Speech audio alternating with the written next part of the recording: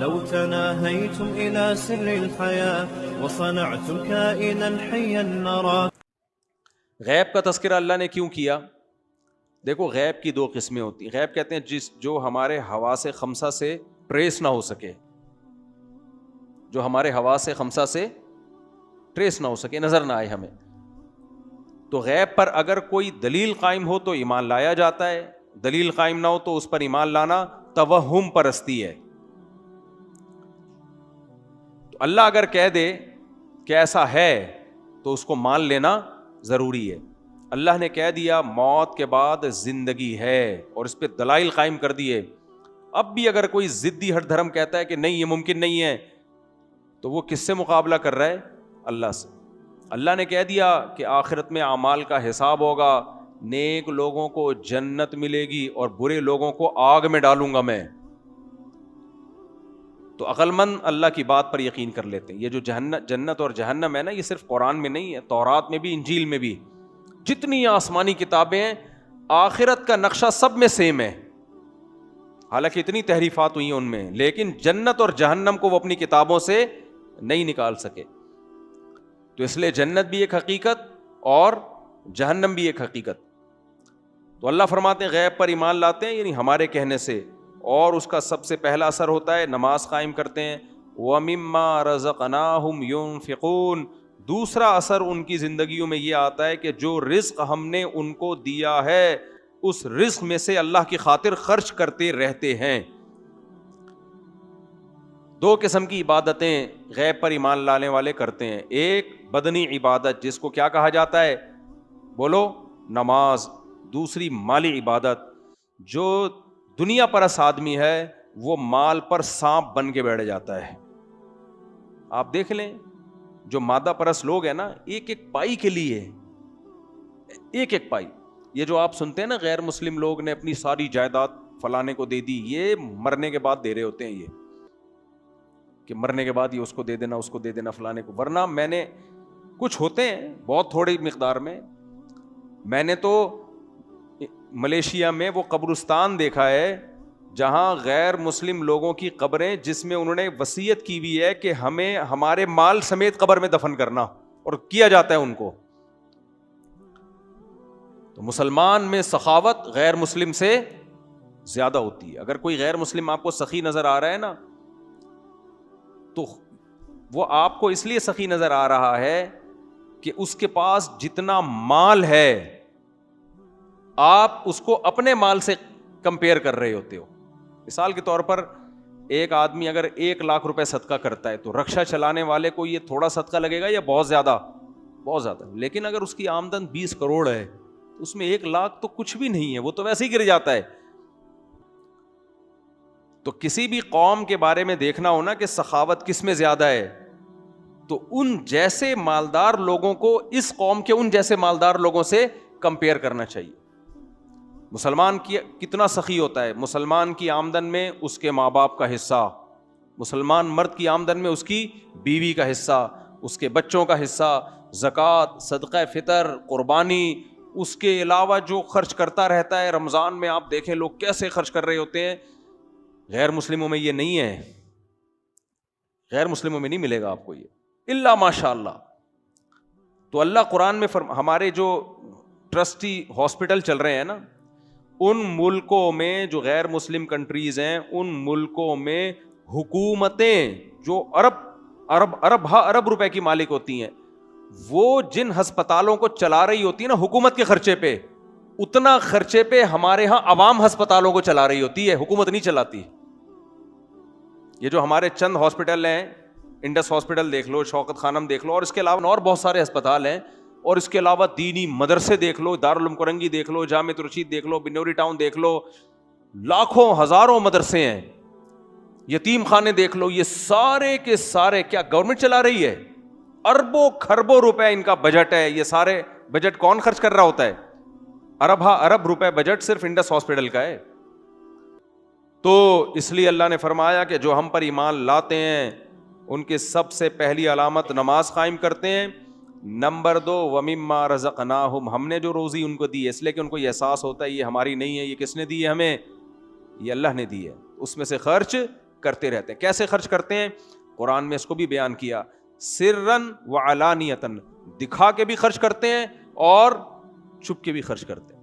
دائیں ہاتھ سے دیتے ہیں, بائیں کو پتہ ہی نہیں چلتا, اور پبلک کو دکھا کے بھی خرچ کرتے ہیں.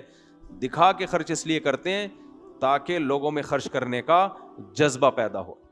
اس لیے ہم نے علماء سے سنا ہے کہ اپنی اولادوں سے بھی صدقات کروانے چاہیے تاکہ ان کو دینے کی عادت پڑے. ہر وقت یوں کر کے نہ بیٹھے رہیں, وہ پیسے دے دو پیسے دے دو.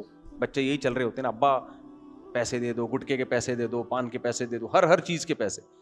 خرچ کرنے والا مسلمان کبھی بھی کنجوس نہیں ہو سکتا, یہ خوب سمجھ لو. تو اس لیے اللہ نے یہ 2 علامت, میں اس کو زیادہ فوکس اس لیے کر رہا ہوں کہ قرآن شروع ہی یہیں سے ہو رہا ہے. قرآن شروع ان 2 علامتوں سے ہو رہا ہے.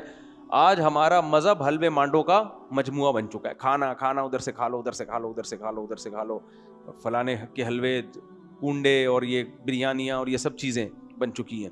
تو مسلمان کے اندر 2 صفات کا ہونا بہت ضروری ہے, یہ اس کی علامت ہے. اور یہ کس کے لیے کرے گا یہ کام؟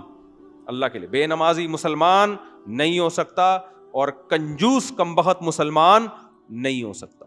صحابہ تو ایسے سخی تھے. ابو طلحہ انصاری رضی اللہ تعالی عنہ نبی کے پاس آئے, یا رسول اللہ, اللہ نے قرآن میں فرمایا کہ تم نیکی کی حقیقت کو اس وقت تک نہیں پہنچ سکتے جب تک محبوب چیز اللہ کی راہ میں صدقہ نہیں کرتے. یا رسول اللہ, میری محبوب چیز تو میرا باغ ہے, اللہ کی راہ میں صدقہ. پورا گارڈن, پورا باغ جو سورس آف انکم تھی اٹھا کے صدقہ کر دیا. سمجھتے ہو کہ نہیں سمجھتے ہو؟ حضرت زینب رضی اللہ تعالی عنہا, نبی صلی اللہ علیہ وسلم جب مال غنیمت آتا نا, سال کا پورا راشن دے دیا کرتے تھے اپنی ازواج. آپ صلی اللہ علیہ وسلم کی ازواج صبح سے صدقہ کرنا شروع کرتی اور رات تک 1 سال کا پورا راشن ختم. سیدہ عائشہ بھی ایسا ہی کرتی.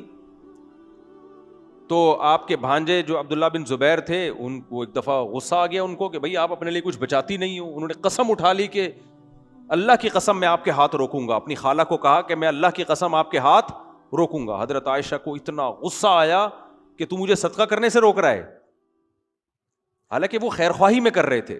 اتنا غصہ آیا, فرمایا اللہ کی قسم میں تجھ سے کبھی بات نہیں کروں گی. قسم اٹھا لی.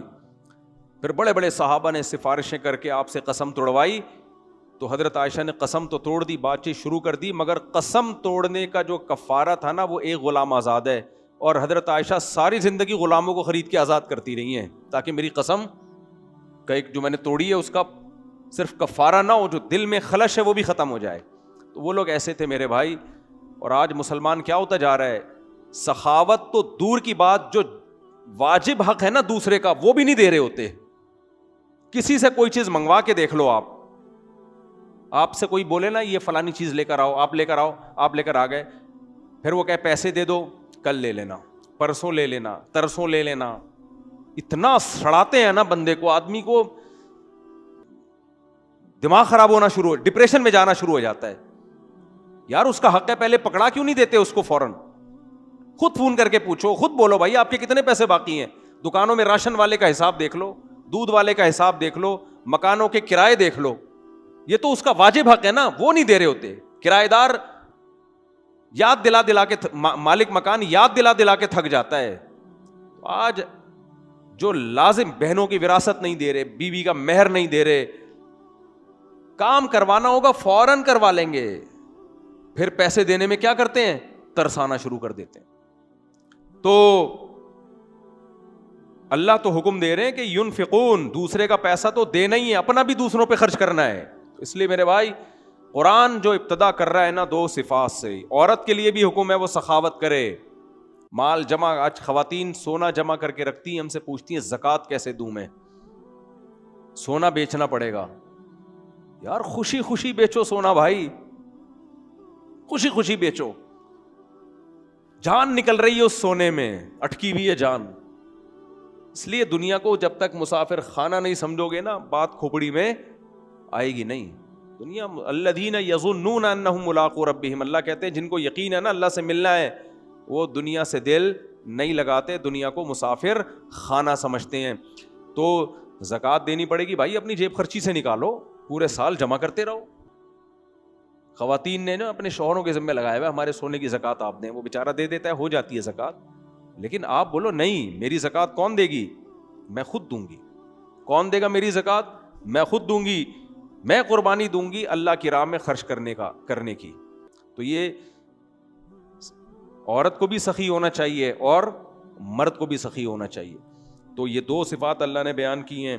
آگے اللہ فرماتے ہیں اولئک علی ھدی من ربہم, یہ لوگ ہیں جن کے اندر یہ دو بنیادی صفات ہوں گی اپنے رب کی طرف سے, ہدایت پر ہیں. واولئک ھم المفلحون, یہی لوگ کامیاب ہیں. ہوا و حرص والا دل بدل دے, میرا غفلت میں ڈوبا دل بدل دے.